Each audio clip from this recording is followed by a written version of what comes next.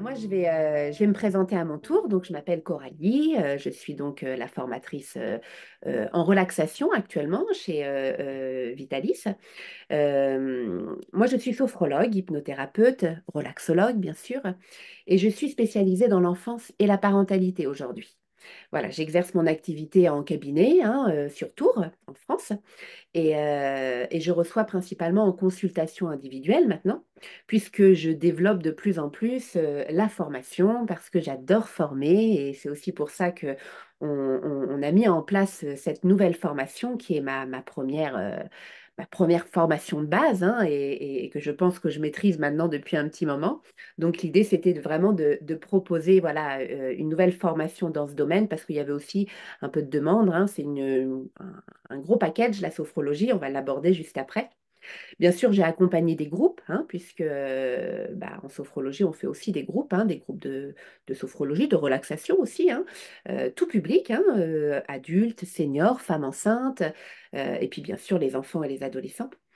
Donc voilà, aujourd'hui, j'essaye de former, bien sûr, dans mon domaine de compétences, et voilà, j'avais envie d'aller un petit peu plus loin, justement, dans cet aspect de la sophrologie qui m'est très cher. Donc, la sophrologie, c'est quoi? Donc déjà, on se doute bien, c'est une méthode de bien-être, hein, de gestion du stress et des émotions, avant tout. Mais on n'a pas besoin d'avoir un problème, hein, pour faire de la sophrologie. Bien que les gens la découvrent souvent dans une période de vie où ils en éprouvent le besoin, hein, ou pendant la grossesse, hein, pour certaines femmes, dans les préparations à l'accouchement. Comme le yoga, la méditation, le pilate, voilà, c'est un art de vivre au quotidien, la sophrologie. Donc on peut aussi venir s'équiper d'une belle boîte à outils pour apprendre à être bien sur tous les plans. Puisque la sophrologie, ça va vraiment venir travailler sur différents plans. On a le premier qu'on connaît bien en sophrologie, qui est l'état modifié de conscience. Voilà, on essaye de reprogrammer positivement l'inconscient des personnes qui en éprouvent le besoin pour modifier un comportement, une attitude, améliorer une capacité, hein, par exemple la confiance, l'estime de soi. Mais la sophrologie, c'est avant tout l'étude de la conscience humaine. C'est-à-dire qu'il y a une autre partie dans la sophrologie qui nous permet de faire élever notre conscience, pas d'un point de vue intellectuel, hein, mais d'un point de vue plutôt spirituel. C'est-à-dire qu'on vient travailler l'enracinement pour aller s'élever sur des notions un peu plus supérieures et voilà, qui vont jusqu'à un petit peu spirituel. C'est pas du tout une méthode ésotérique du tout, hein, mais voilà, on aborde différents plans et je trouve vraiment que cette méthode est très complète. En gros, ce qu'il faut comprendre, c'est que dans la sophrologie, on a deux grandes familles. Ce qu'on va appeler les sophronisations, qui sont les méthodes un peu statiques, les processus par lesquels on va amener une personne dans un état modifié de conscience. Comment on s'y prend? Eh bien, généralement, on utilise les méthodes de relaxation, relâchement musculaire, hein, pour amener une personne voilà, dans la détente. La personne n'est pas totalement inconsciente, hein, du tout. Elle sait qu'elle est avec le sophrologue. Mais voilà, si on se laisse aller, et l'apprentissage permet de se laisser aller de plus en plus facilement, eh bien, on arrive dans cet état un petit peu entre veille et sommeil, et cet état-là, donc cet état modifié de conscience, qu'on va appeler l'état sophroliminal en sophrologie, eh bien, elle permet d'accéder à l'inconscient. C'est-à-dire qu'on va proposer dans cet état-là un travail intrasophronique, c'est-à-dire des visualisations positives ou des suggestions mentales qui vont permettre justement à la personne de reprogrammer un comportement, un événement, enfin en tout cas de reprogrammer l'inconscient positivement. Donc là, ouais, il y a plein de choses à faire, plein de travail, plein de méthodes à aborder autour des sophronisations, mais c'est la partie un petit peu plus connue, on va dire, de la sophrologie ou de la relaxation, on peut aborder les mêmes choses, et de l'hypnose également. Mais dans la sophrologie, on a la deuxième grande famille, et cette grande famille, c'est les relaxations dynamiques. Et les relaxations dynamiques, c'est empreint du yoga, du zen, du bouddhisme. Et donc, ce sont des mouvements qui vont être synchronisés à la respiration, donc dans le but de travailler bien sûr le schéma corporel, l'ancrage, l'enracinement, la confiance, mais justement de pouvoir élever un petit peu nos niveaux de conscience. Et donc cet apprentissage, il va se faire par étapes, et nous en sophrologie, on va appeler ça des degrés. on va avoir 4 degrés qui comportent à chaque fois 2 cycles. Donc ça nous fait beaucoup de séances parce que dans chaque cycle, on a à peu près une dizaine d'exercices. Donc on a plein d'exercices qui nous permettent de travailler. Donc la prise de conscience du corps, on commence dans le corps, dans l'enracinement, et puis petit à petit, on va monter un peu dans l'affectif, dans les émotions, et puis tout doucement, on va aller dans des notions un petit peu plus d'ouverture de conscience, de spiritualité. Et en fait, c'est ce travail dans son ensemble qui permet de travailler l'être dans sa globalité, hein. Et le fait de travailler aussi bien dans le dynamique que dans le statique, bah, ça permet vraiment d'avoir un travail très complet. Et au final, une séance de sophrologie comporte généralement toujours un peu de dynamique et un peu de statique. Voilà, ça permet de diversifier aussi un peu les approches et puis d'apprendre un peu ces deux parties aux personnes qui viennent voilà, découvrir cet enseignement, quoi. Donc voilà ce qu'est la sophrologie, hein. Il faut retenir que c'est avant tout une méthode de développement personnel et de bien-être, mais un travail sur la conscience humaine. Souvent, on nous demande, mais c'est quoi la différence avec la relaxation? Et j'apporte un petit peu cette explication là dans ce webinaire parce qu'on c'est vrai qu'on forme aussi beaucoup à la relaxation pour devenir instructeur en relaxation et c'est vraiment chouette également comme formation. Mais là, la sophrologie, elle est vraiment spécifique aux outils de la sophrologie. Le relaxologue, c'est un peu on va dire, il est multifonction. Il va utiliser des méthodes d'automassage, les grandes méthodes références de la relaxation, des petits bouts de méditation, de sophrologie. En fait, il a une boîte à outils qui est assez diversifiée et qui permet de travailler vraiment sur la gestion du stress, la relaxation, mais on ne va pas aller trop dans le développement personnel de la personne. Même si on sait que c'est assez proche, assez limitrophe, tout ça, on essaye de respecter le fait qu'on est relaxologue et le sophrologue, lui, va pouvoir aller plus loin.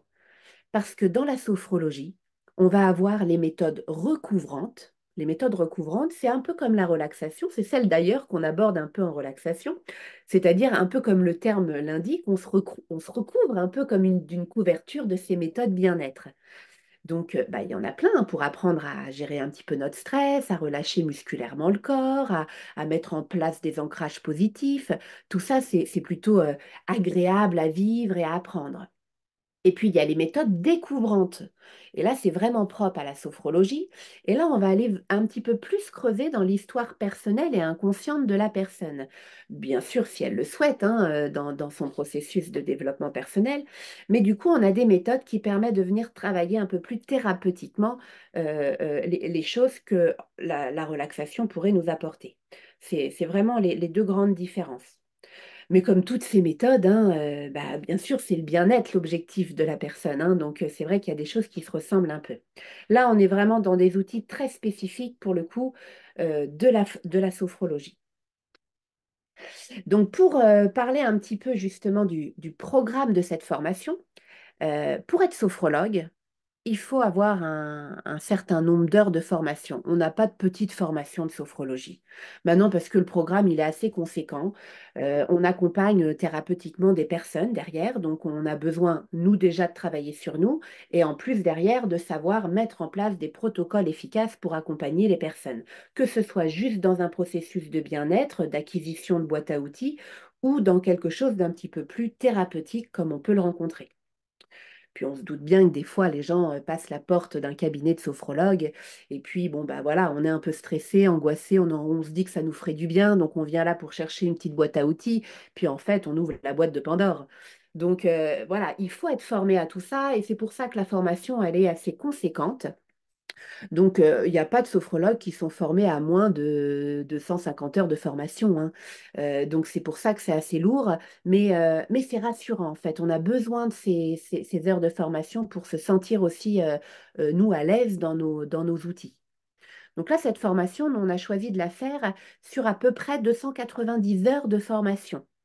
Donc ces heures, elles sont réparties en fait de deux façons différentes. Il y a toujours la partie visio, hein, qu'on va proposer, donc bah là, comme on est là aujourd'hui, hein, en interactif avec nos élèves.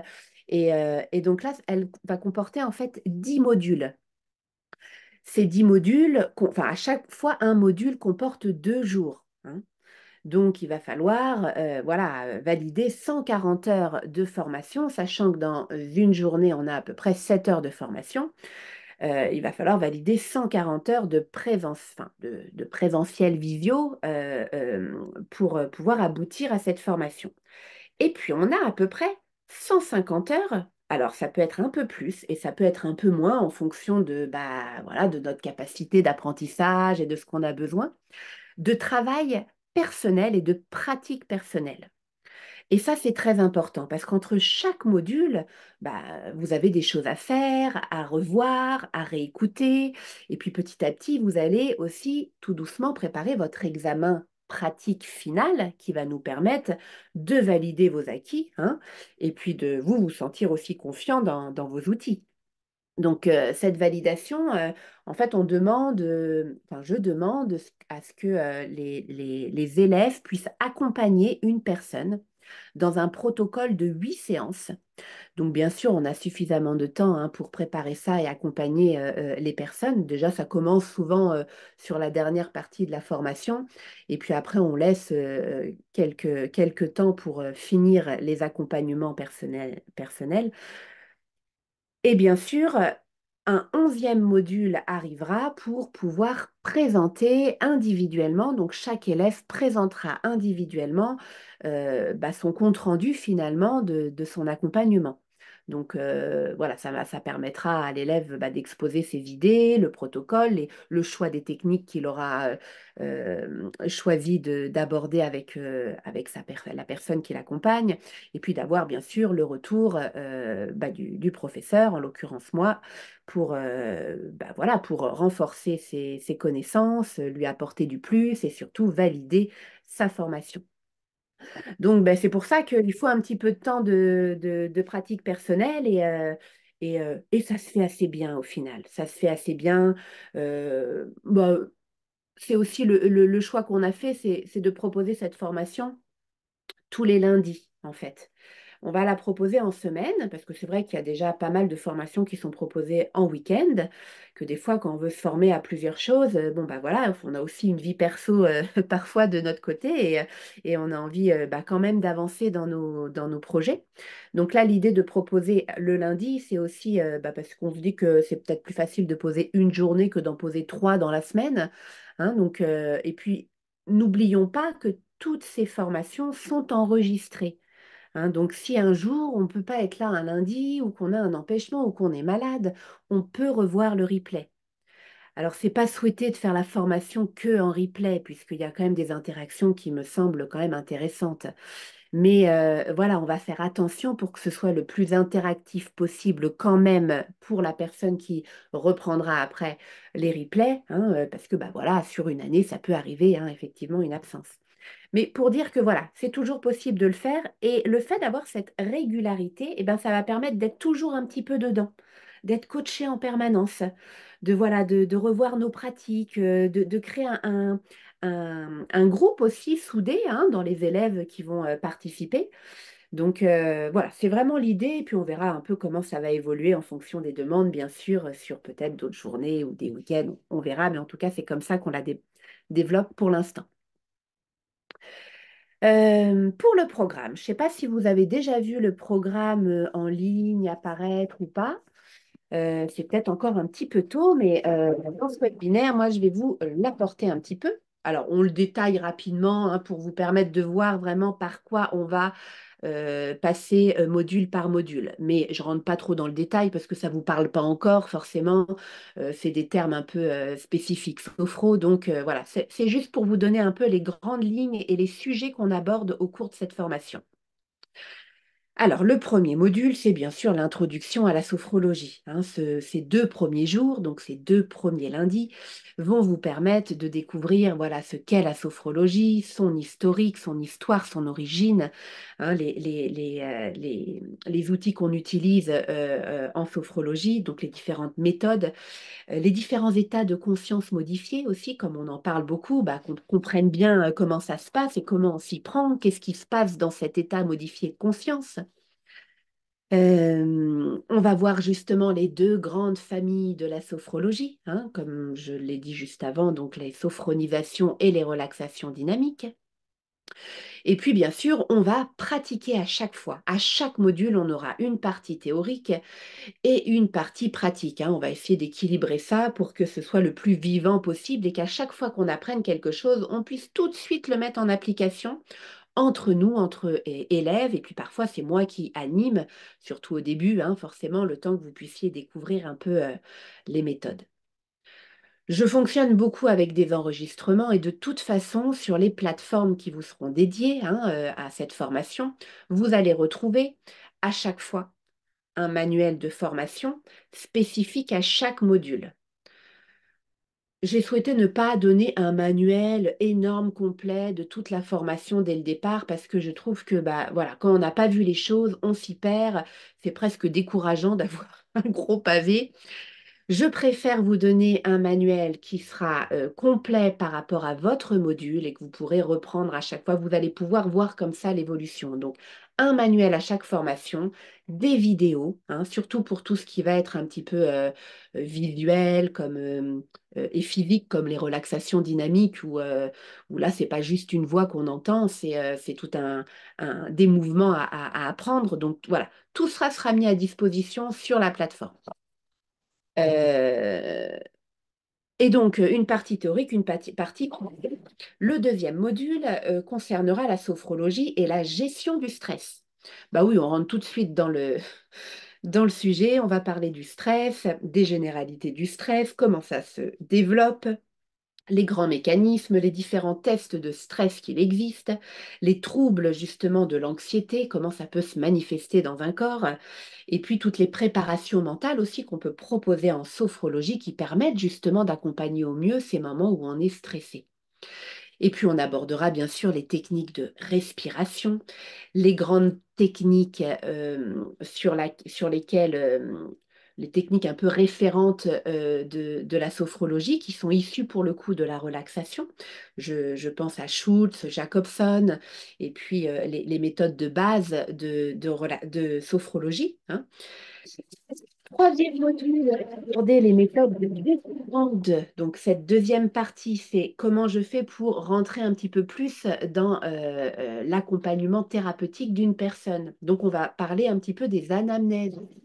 Cette partie, voilà, où on va questionner les personnes qui viennent nous voir. Donc, qu'est-ce qu'on pose comme question? Comment on s'y prend? Hein, comment on fait pour créer ce qu'on appelle l'alliance thérapeutique? On va parler du transfert et du contre-transfert qui sont importants dans le rapport avec un client. Du trio gagnant, bien sûr. On va parler du rôle du sophrologue. Et puis, bien sûr, on va mettre en corrélation des techniques de sophroanamnèse, de sophroanalyse qui nous permettra de développer justement ces techniques. Le quatrième module, c'est la sophrologie et la gestion des émotions. On a parlé du stress avant, là on aborde les émotions. Et oui, les émotions, ce sera aussi un gros sujet, hein. Qu'est-ce qu'une émotion? Comment ça se développe? Quelles sont les émotions primaires avec lesquelles je vais principalement travailler? Le principe d'identification. Et puis, on va commencer à rentrer dans la relaxation dynamique, hein, sur le premier degré, bien sûr. Donc là, vous aurez dans la pratique des techniques, bien sûr, statiques et le premier degré de relaxation dynamique. Dans le cinquième module, on va parler de la sophrologie et la personnalité. Qu'est-ce que la personnalité, justement? Comment on vient travailler un petit peu et améliorer certains traits de notre personnalité? La confiance, l'estime de soi, c'est souvent un sujet de consultation, ça.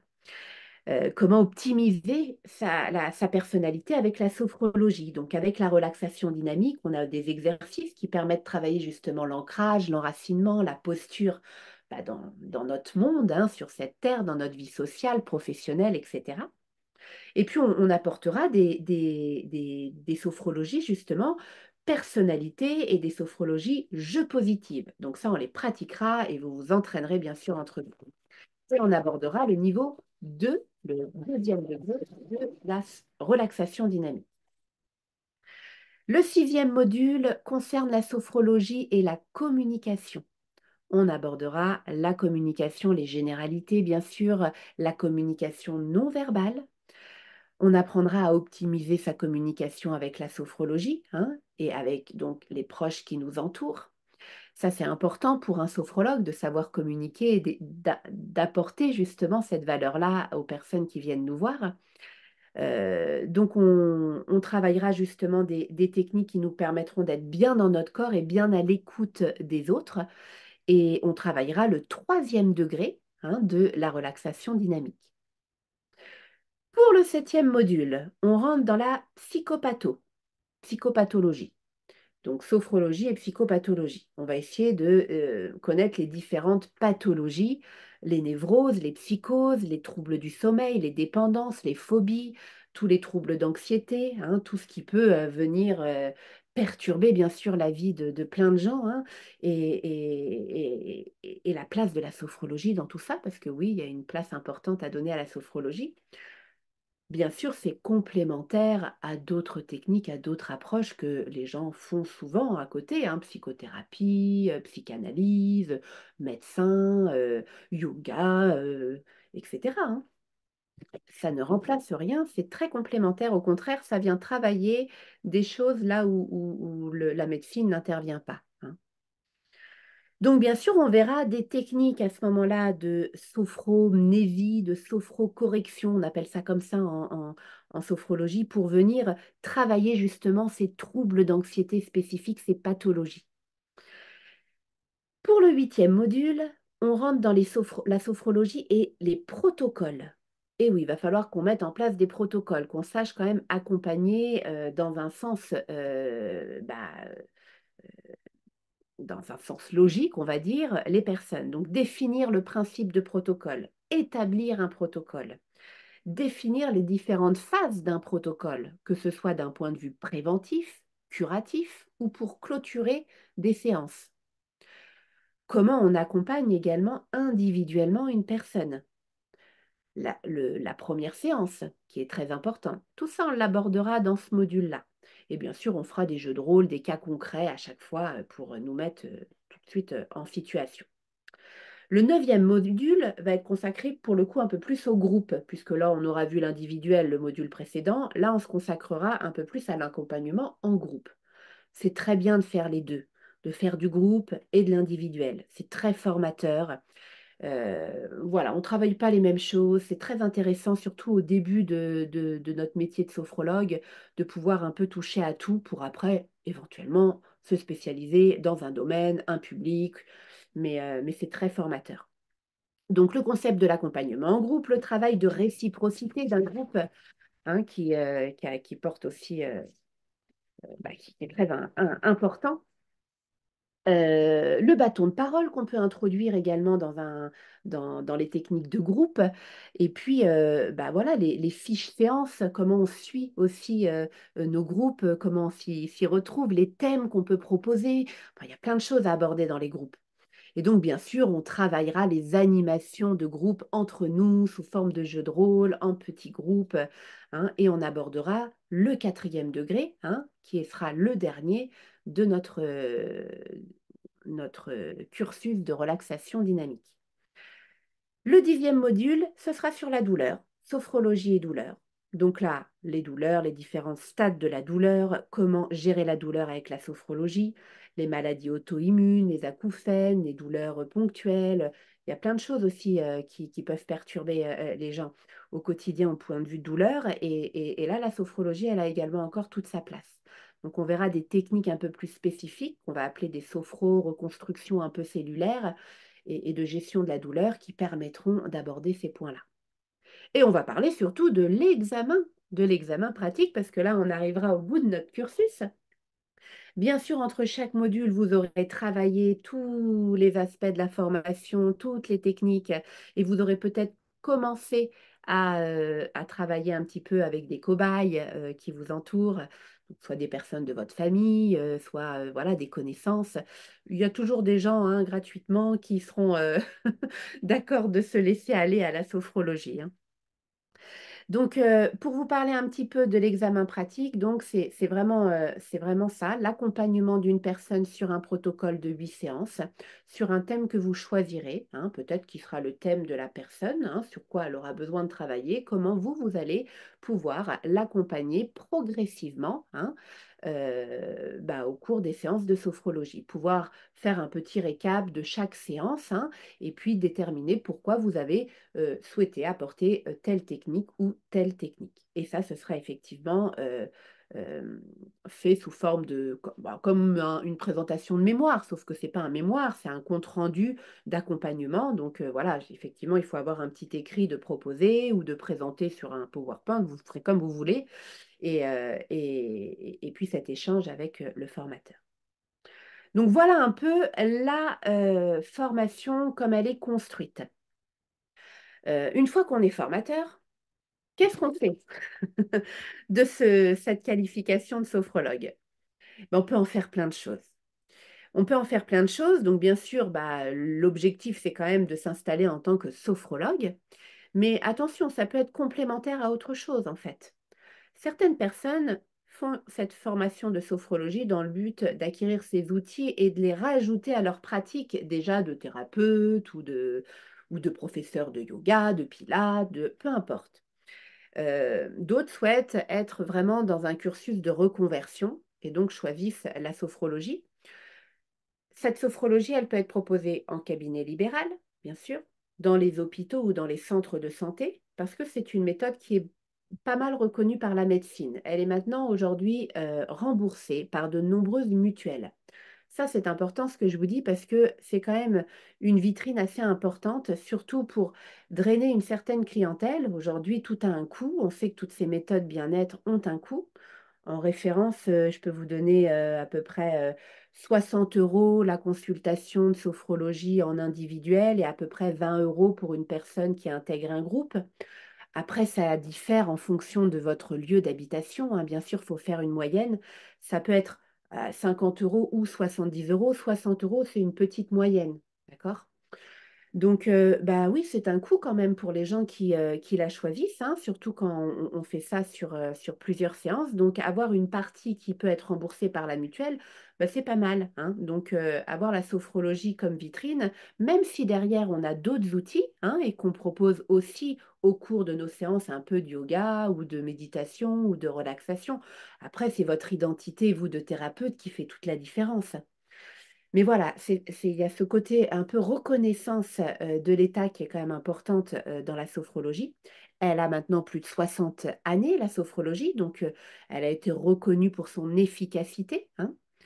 On peut travailler bien sûr en association ou en complément d'activité, comme je le disais, hein, activité bureautique ou autre, hein, et elle se fait très bien en visio, hein, puisque d'ailleurs cette formation, vous allez la recevoir en visio. Elle se fait très bien en visio. Alors peut-être moins pour les enfants, parce que les enfants demandent un cadre un peu plus important. Mais voilà, c'est quelque chose que vous pouvez développer en visio parce que vous n'avez pas besoin de toucher les personnes, en fait. Vous avez besoin d'une bonne connexion, d'un petit endroit cocooning pour transmettre votre bien-être. Et puis après, tout se fait au travers votre voix, les enregistrements que vous pourrez faire. Donc vraiment, voilà, il n'y a pas de barrière. La clientèle peut s'étendre au-delà même de votre domicile. Euh, Qu'est-ce que je peux vous dire d'autre? C'est déjà pas mal, hein. Je crois que j'ai fait à peu près le tour de ce que, en tout cas, moi, j'avais envie de vous apporter sur cette formation. Est-ce que vous avez des questions sur ce que je viens de vous apporter? Juste d'un point de vue pratique, Coralie, tu parlais donc du fait que ça allait être les lundis et Oui. qu'il fallait compter 7 heures, c'est ça? C'est 7-8 heures par formation, par jour? Alors, généralement, les horaires de formation, c'est à peu près 9h, 12h30, Ok. avec une pause de 20 minutes le matin, et Mhm. puis 14h, 17h30. Donc, je pense qu'on va rester sur ce format-là, mais tu sais, très régulièrement, j'ai des personnes qui me disent: «Oh, je suis désolée, je dois partir à 16h» ou «Je ne pourrai pas arriver avant 10h». Bon, on s'adapte, on fait au mieux, hein. Encore une fois, il y a les replays pour rattraper ce qui peut manquer, mais oui, c'est à peu près 7 heures de formation. Ça marche. Voilà, ça fait une belle journée assez intense, hein, mais Ouais. elle est vraiment parsemée aussi bien de théorie que de pratique. On est vraiment immergé dans le thème pendant une journée. Et tu sais, des fois, 2 jours d'affilée, à la fin des 2 jours, on a vraiment la tête comme ça. hein, et ce qui est normal, hein, parce qu'il y a un enseignement voilà, qui est présent et qui est complet. Mais là, du coup, ça permet quand même d'être vraiment présent pendant une journée et puis voilà, de laisser après le reste de la semaine couler, prendre le temps de refaire peut-être les exercices, d'arriver avec des vraies questions peut-être au lundi qui suit. Moi, je trouve ça pas mal comme Oui, formule. c'est bien. C'est un bon plan. Et par rapport à l'espacement entre les lundis, donc on part, on commence un lundi et puis après, c'est toutes les semaines ou comment ça se passe? Alors, à peu près, c'est pas toutes les semaines parce que ça va être hors période de vacances scolaires et hors juillet-août. D'accord? D'accord. Généralement, on essaye de faire en sorte pour que ce temps, justement, un peu plus large d'espacement, juillet-août, là, et début septembre, soit aussi le temps que vous ayez pour préparer votre examen pratique, pour accompagner une personne, pour avoir un peu de recul. Donc, vous allez avoir des mois où vous avez tous les lundis quelque chose, et puis des mois où vous avez un lundi sur deux, hein. Ça va dépendre un petit peu du rythme des vacances, hein. Donc, oui, c'est pas tous les lundis, parce que sinon, on dépasserait le temps. Mais voilà, au moins presque un lundi sur deux, voire certains mois où il y a des lundis qui se suivent. Mais toutes les lundis seront proposés sur le site, hein, de Vitalis quand la formation sera en ligne. Là, vous aurez effectivement toutes les dates à l'avance d'établies, hein. Ok, ça marche. Parce que n'étant pas en France, et Oui, on n'a pas souvent les mêmes vacances qu'à oui, Luxembourg. tout à Voilà. fait. C'est juste un point de détail, mais C'est surtout les dates où je suis, moi, disponible pour pouvoir proposer cette formation. Donc, et puis pour pas que ça soit non plus tous les lundis, qu'il y ait quelques petites pauses, hein, au cours de la formation.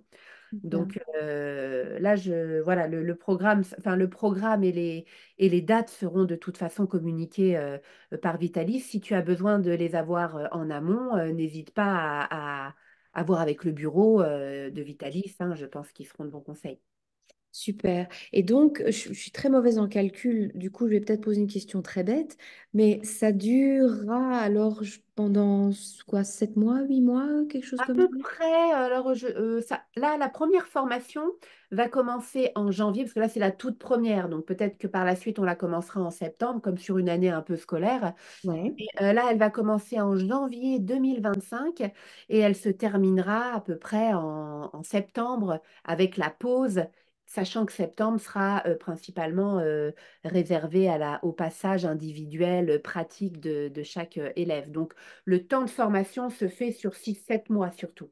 Ok, super. Bon, c'est Voilà. très bien. C'est des questions très pratiques, mais je pense que c'est Non, toujours. mais c'est important pour savoir Ouais. effectivement comment c'est réalisable aussi pour chacun, hein. Ouais, ouais, ouais, ouais, absolument. Non, à part ça, vraiment, c'était très clair et merci beaucoup.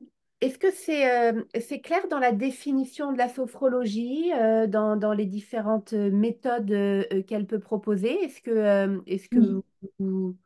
Oui, vous- moi, j'ai pas, je l'ai pratiqué, la sophrologie.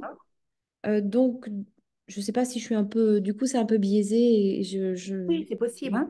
Mais non, non, moi, ça m'a paru vraiment très clair et justement, bah, voilà, point de vue technique, évidemment, c'est pas parce que je l'ai pratiqué que je connaissais des choses. Donc, tu as fait ça très bien. Moi, ça rend le tableau très clair, en tout cas. Bon, bah c'est surtout, voilà, l'objectif, c'est que ce soit clair. Mm. Après, sur la partie programme, c'est vrai que bon, bah, tout le détail, Ouais, bah, tant qu'on ne l'a pas vu, hein, ça reste un petit peu flou. Mais voilà, c'est surtout les grands titres, hein, qu'il faut retenir pour voir qu'on passe par plein de thèmes différents pour que ce soit le plus complet possible, surtout. c'est ça. Ouais, ouais. Et Et ça puis, l'est. derrière, il ne faut pas hésiter, au cours de la formation, voire après, à se faire accompagner personnellement en sophrologie, hein, pour aussi avoir ce travail personnel qui s'effectue et puis pour être vraiment dedans, hein. C'est souvent conseillé au cours des formations, avec un sophrologue à côté de chez vous ou en visio avec quelqu'un, mais ça peut être du plus, hein. Et Ouais, puis effectivement, là, toi, tu l'as fait, Claire, là, le lancement de l'activité avec Emmanuel, mais ça peut être vraiment intéressant de conclure par ce module-là, parce que bah, voilà, après, s'installer, c'est encore autre chose, hein, et que là, la formation, elle va surtout vous permettre d'être OK dans vos outils, hein, et dans votre futur métier de sophrologue. Ouais. Bah, merci beaucoup en tout cas de votre présence. Merci Christine. Merci Claire. Et puis, bah, écoutez, je vous dis peut-être à bientôt, qui sait, sur une prochaine formation sophrologie. Merci à toi, très volontiers. Pourquoi pas?